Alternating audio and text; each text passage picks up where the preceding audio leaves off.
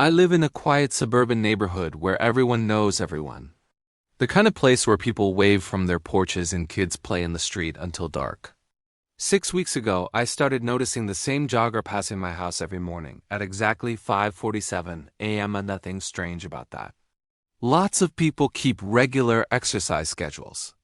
Except this jogger never changed clothes. Same gray tracksuit, same white shoes, same route. And he always slowed down when he passed my house.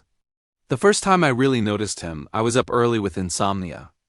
I stood at my kitchen window drinking coffee when he jogged past. He turned his head toward my house and smiled. Not a friendly morning greeting smile. His mouth stretched too wide, showing too many teeth. I stepped back from the window. The next morning, curiosity got the better of me. I watched from behind the curtain, 5:47 a.m. exactly. There he was. Same tracksuit. Same shoes, same smile. But this time he stopped. Right in front of my house.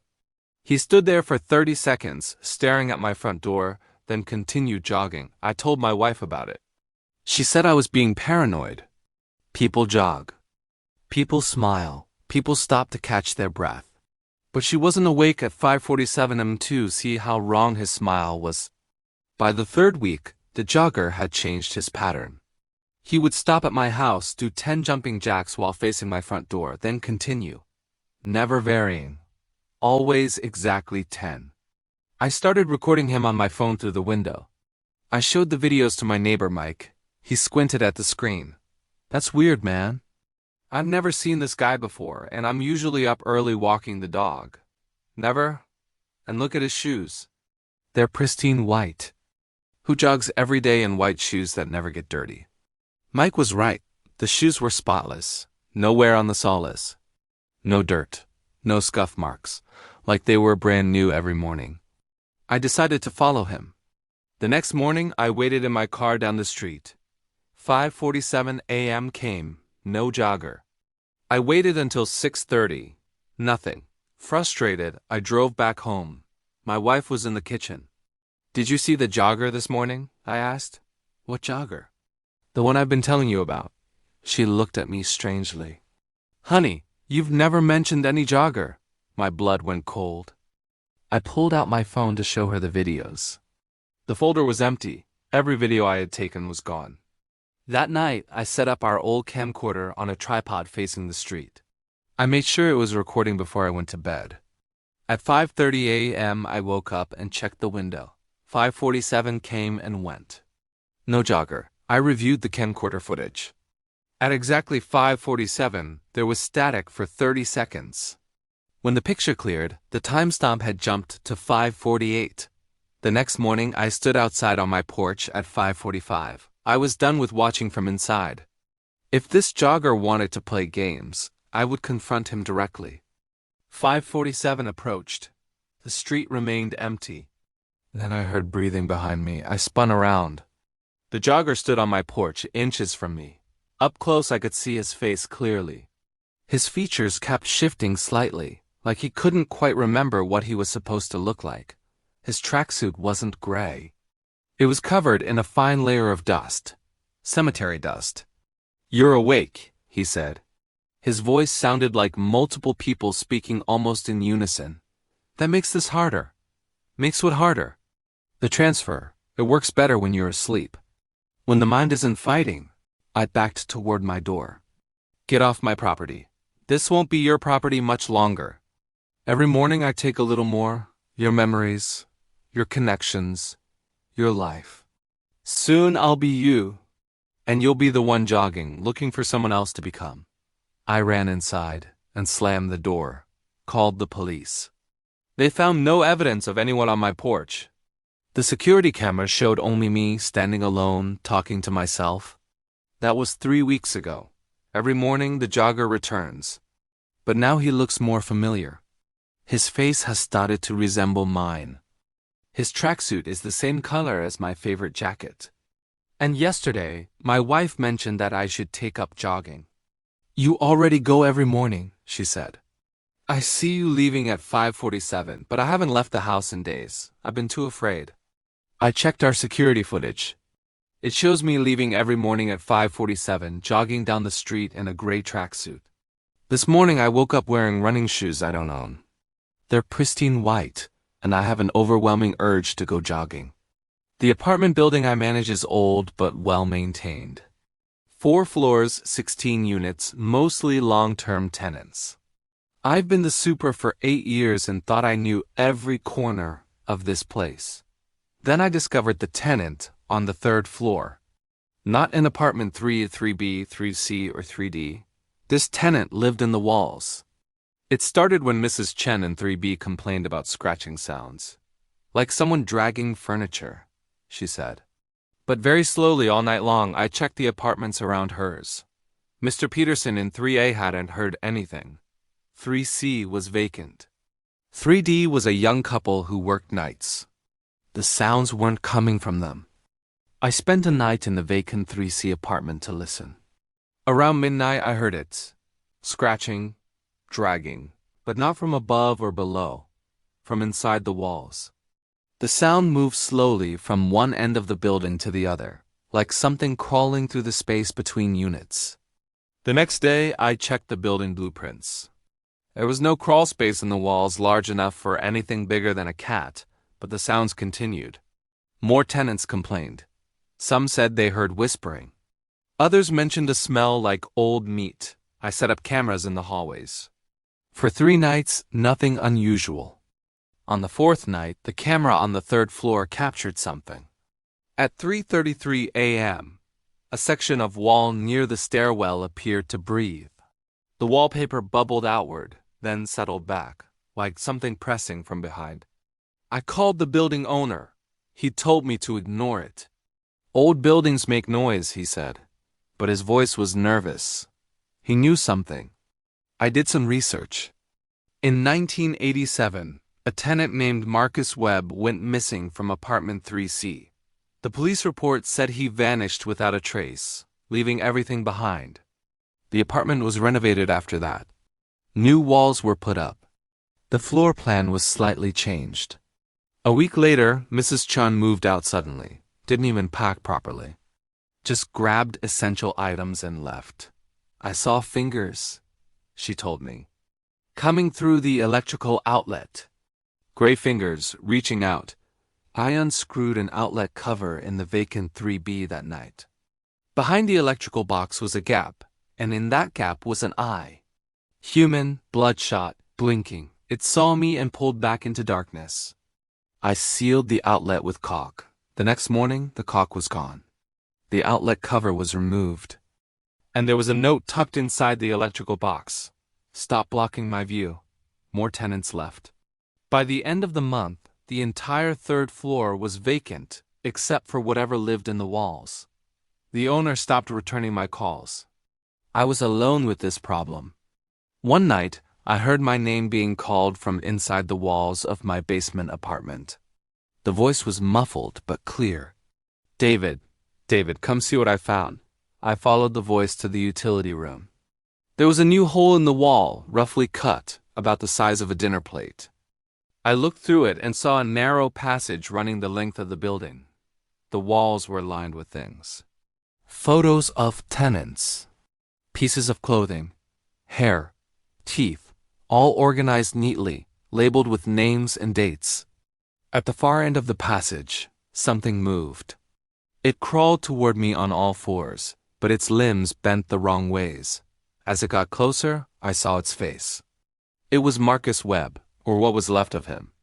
His skin was gray, stretched tight over his bones. His clothes were the same ones from the missing person report, but fused to his body. I renovated, he said, his voice dry as dust. Made my own apartment. Between everyone else's. I can watch. I can listen. I can visit. I backed away from the hole. You need help. Let me call someone. I am someone. I'm everyone who lives here. I know their routines, their secrets, their fears. Mrs. Chun was afraid of fingers, so I showed her fingers. The young couple feared being watched, so I watched them. What do you fear, David? I ran from the utility room, but his laughter followed me through the walls. Every outlet, every vent, every crack became an eye, watching, waiting. I gave my notice the next day. The owner hired a new super without ever visiting the building. I warned him about the third floor. He laughed it off. Said he'd lived in plenty of old buildings with strange noises. That was 2 months ago. I drive by sometimes. The third floor windows are all covered with newspaper now. The new super's van hasn't moved in weeks. And yesterday I saw a for sale sign out front. But I know the building won't sell. Marcus Webb won't let it. He's part of the structure now, living between spaces. Growing stronger. Adding more passages. More rooms that don't appear on any blueprint. The worst part is, I still get calls on my disconnected work phone. Always at 3:33 a.m., always the same message in Marcus's dry voice. Your apartment is still available. David, between the walls. Where you belong. When my husband and I bought our first house, the previous owner had been dead for 6 months. Heart attack, the realtor said. Found him in the basement. The house sat empty until the estate sale, which explained the amazing price. We moved in on a Tuesday. By Thursday, the mail started arriving. Not regular mail. These were packages addressed to Robert Garland, the deceased owner. No return address. No postage. They just appeared in our mailbox every morning at exactly 6 a.m. The first package was small, wrapped in brown paper. My husband wanted to mark it "Return to Sender," but I was curious. We opened it. Inside was a single-tooth human with a gold filling, nothing else. We threw it away and tried to forget about it. But the next morning, another package arrived. This one contained a lock of gray hair tied with a red ribbon. The morning after that, a wedding ring with an inscription, "Forever yours." March 15, 1978. I looked up Robert Garland online. He had been married once. His wife died on March 15, 2018, exactly 40 years after their wedding. The packages kept coming. A broken watch stopped at 3:17. A key that didn't fit any lock in the house. A photo of our house, but the trees were younger, smaller. In the window, a shadow that might have been a person. We contacted the post office. They had no record of any deliveries to our address before 8 a.m. We set up a camera aimed at the mailbox. Every morning at 6 a.m. the recording showed static for exactly 1 minute. When it cleared, a new package was inside. After 2 weeks, the packages became more disturbing. A child's shoe covered in mud. A pill bottle filled with teeth. A diary page describing a dream about being buried alive. Each item felt connected to Robert Garland's life, but we couldn't understand how or why they were being delivered. I researched Robert more thoroughly. He had been a psychiatrist who lost his license in 2010. The charges were sealed, but I found a newspaper article mentioning inappropriate therapeutic methods and patient endangerment. The next package contained medical files. Names redacted, but the notes were in Robert's handwriting. He described experiments, trying to contact deceased patients, using items that belonged to them as anchors. The final note, dated a week before his death, read, "Success. They're sending proof." That night, we heard footsteps in the basement. My husband grabbed a bat, and we went down together.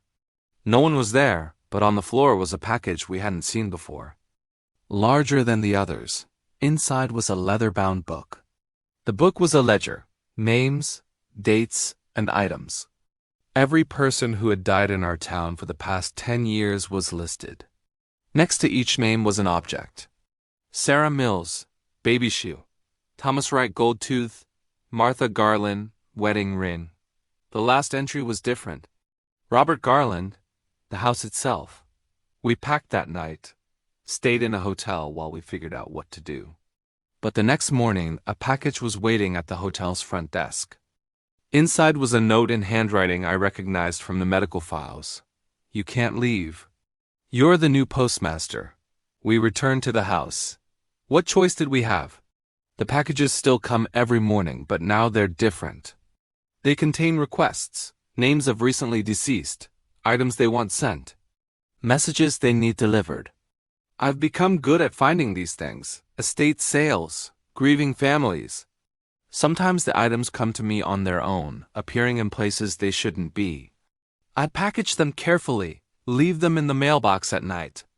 By morning they're gone. My husband wants to sell the house, but I know we can't.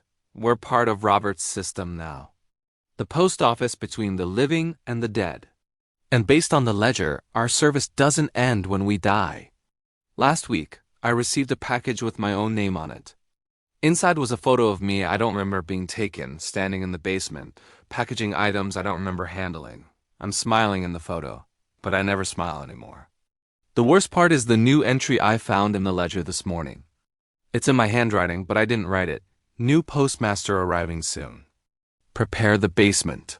I took the overnight security job at the museum because it paid well and seemed easy. Walk the halls, check the doors, watch the cameras. The Museum of Natural History had been there for 90 years without a major incident. What could go wrong? My first week was normal. The building was creepy at night with all those dead animals and skeletons, but nothing I couldn't handle. I did my rounds every 2 hours, checked my flashlight over the exhibits, made sure all the doors were locked. Then I noticed the mannequins. The museum had a special exhibit on ancient civilizations. Life-sized mannequins dressed in period clothing, positioned in scenes of daily life. A Roman marketplace. Egyptian farmers, Norse warriors. During the day, with crowds around them, they looked fake. Obvious dummies with painted faces. At night, they looked different. More detailed. More real. It started with the Roman soldier. Third night of my second week, I was walking past the Rome display when I noticed he had moved. Not obviously. His spear was angled differently. His head turned slightly toward the hallway. I checked the security footage. No one had been in that wing since closing. I reported it to my supervisor. He laughed. The cleaning crew probably bumped it. Happens all the time.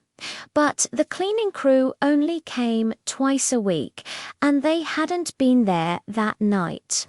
The next night, more mannequins had shifted. The Egyptian farmer was closer to the glass. The Norse warrior's axe was raised higher. Small changes, but I documented everything.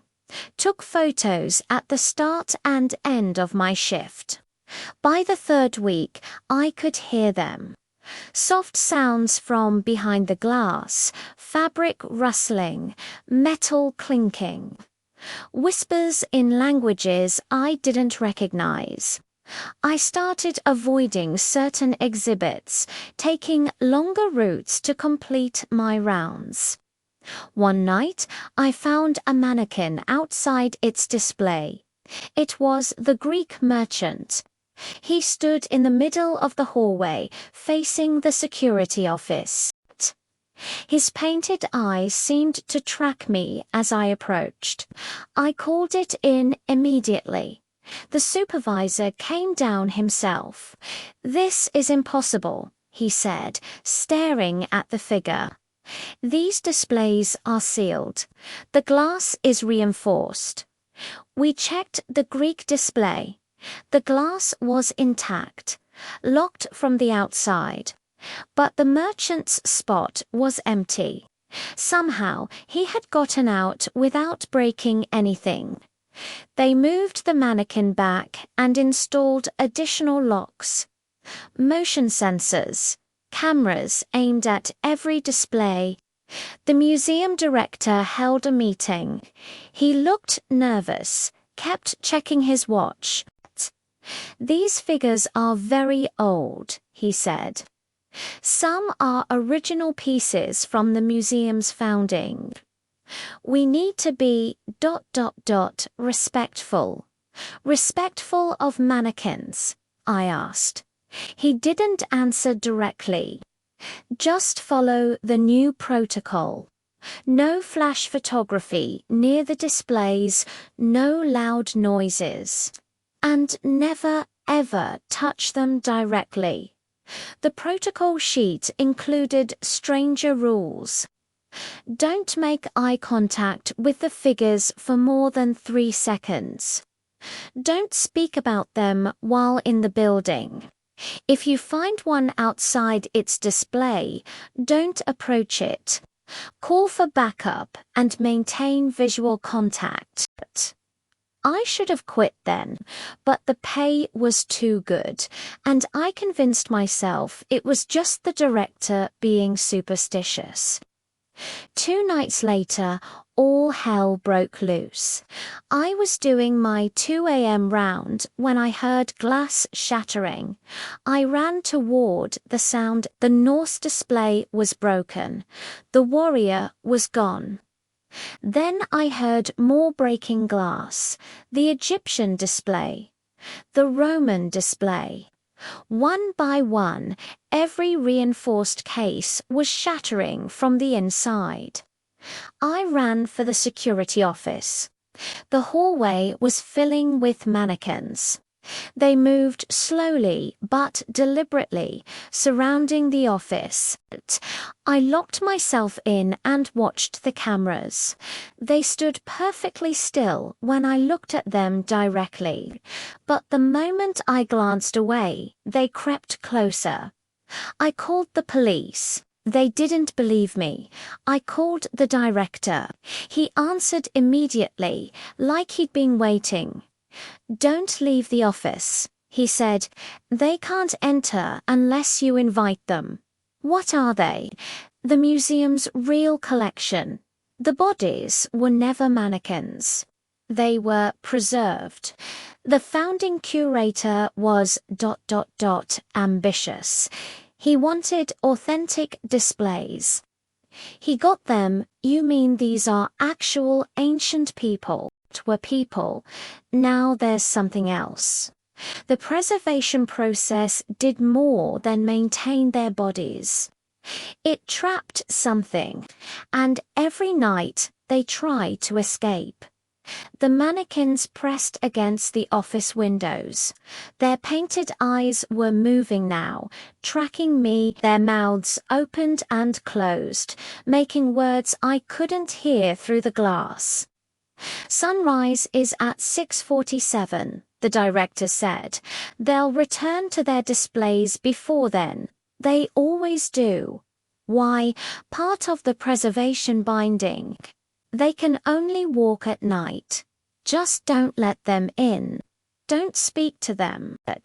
And whatever you do, don't let them touch you." One mannequin, the Greek merchant, pressed a hand against the glass. Where his palm touched, the window began to frost over. Ancient text appeared in the ice. I couldn't read it, but I understood its meaning. "Join us. I survived that night." When the sun rose, they walked back to their displays, positioned themselves, and went still. The broken glass restored itself. By the time the museum opened, everything was normal. I quit that day. The director didn't argue. He handed me a check with 3 months' severance and made me sign an end. But I still dream about them, still see those painted eyes following me, and sometimes when I pass the museum at night, I swear I can see figures in the windows, standing perfectly still, waiting. My neighbor Ted collected things. Not stamps or coins or baseball cards. Ted collected moments. I didn't understand what that meant until I'd lived next to him for 3 months. Ted was friendly enough. Mid-40s, always wore the same brown cardigan, always had a cup of coffee in his hand. He'd wave from his porch, ask about my day, normal neighbor stuff. But his house was strange. Every window was covered with thick curtains. His garage door was welded shut, and despite living there for 20 years, no one had ever been inside. The first odd thing I noticed was the cameras, not security cameras. These were old film cameras, dozens of them, mounted on tripods in his backyard, all pointing in different directions. Some aimed at the sky, some at the ground, some at my house. When I asked about them, Ted smiled. "I'm documenting time," he said. "Every second is unique. I'm trying to capture them all." I figured he was an artist or just eccentric. Then the photos started appearing. I'd find them slipped under my door, pictures of me doing mundane things, taking out the trash, getting the mail, watering plants, but something was off about them. In every photo, I was slightly transparent. And behind me, in the same space, were other people, different versions of me doing different things.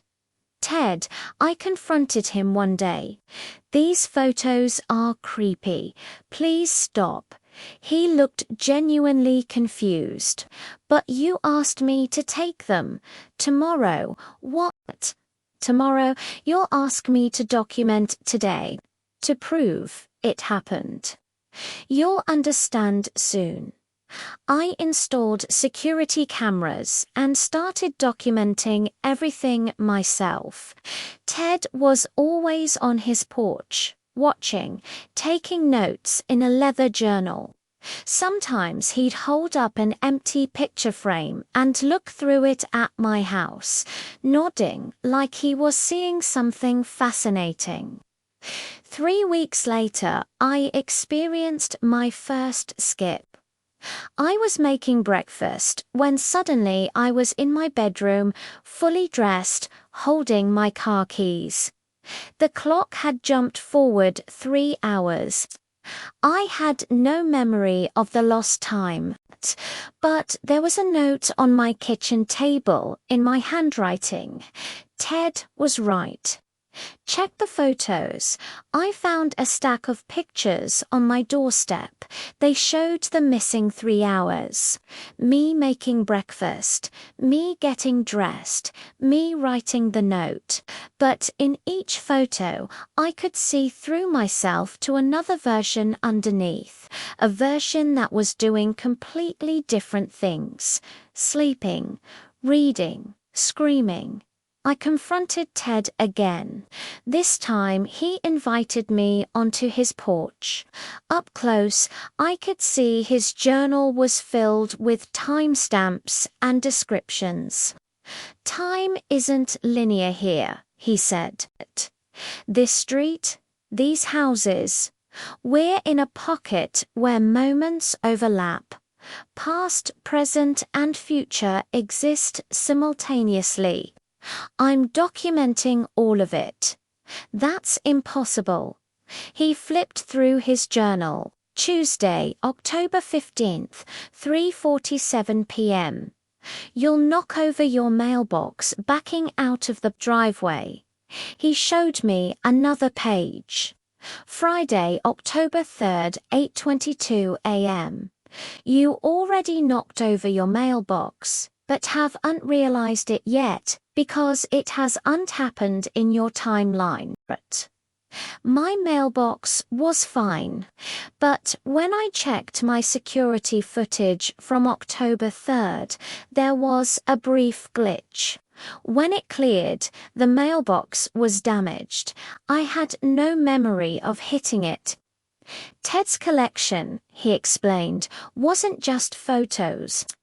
He had rooms full of captured moments, jars containing specific seconds, boxes holding entire hours, fragments of time preserved like specimens. "Why are you telling me this?" I asked. "Because tomorrow you'll become part of the collection." I packed immediately. Tried to leave, but every time I drove away, I'd blink and be back in my driveway. The same moment, repeating. Ted watched from his porch, taking photos. You can't leave, he called out. You already haven't left. You're going to not leave. All three are true. I'm stuck in a loop now. Sometimes I'm in my house in the present. Sometimes I'm in my house in the past, watching my future self try to escape. Sometimes I'm in my house in the future, remembering when I used to be able to leave. Ted documents everything. He says he's preserving me, keeping all my moments safe. He shows me photos of myself I don't remember being taken, doing things I haven't done yet, in rooms I've never entered. Yesterday, which might have been tomorrow, he showed me his masterpiece. A wall covered in photos of the same moment. Me, standing at my window, looking out at him.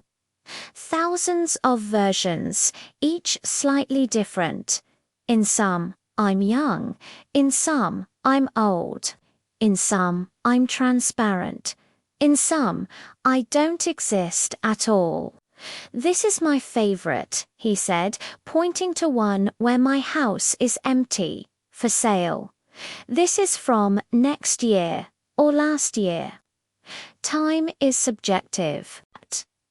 I've stopped trying to escape. Started taking my own photos. Documenting Ted, documenting me. Building my own collection of moments. Because if I'm trapped in this pocket of overlapping time, I might as well preserve it. Sometimes I see other neighbors who aren't there anymore, or aren't there yet. They wave from houses that are simultaneously being built and demolished. Ted photographs them all. His collection is nearly complete, he says. Just a few more moments to capture. A few more versions of reality to preserve. Then time will collapse completely and will exist in all moments simultaneously. I found a photo under my door this morning. It shows Ted's house, but it's empty. For sale in the window, there's a figure that might be Ted, or might be me, or might be someone who hasn't moved in yet. On the back, in handwriting I recognize as my own future script, "Welcome to the collection."